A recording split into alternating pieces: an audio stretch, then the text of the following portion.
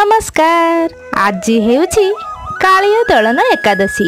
श्रीमंदिर रे महाप्रभु कालिया दलन बेसरे पूजा पाई थांती।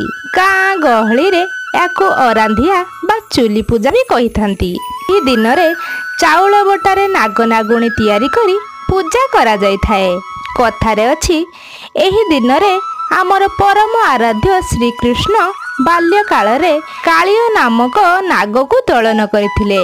राज्य रे थिबा समस्त प्रजा तांको देखिबाको जायथिले। जो माने रोषेई न करी अखिया अपिया कालिया दलन देखिबाको जायथिले सेमानक घरे अरंधिया पूजा होई थाए। माने पूर्व दिन रु प्रस्तुत करी भात सजना साग आउ खटा पानी इत्यादि रखि थांती। पर दिन पूजा करी ताहाको भोग लगे खाई थांती। जो माने खाई सारिला परे कालिया दलन देखिबाको जायथिले माने आजिर दिन रे चुली पूजा करी थांती आउ तापरे से करी खाई थांती।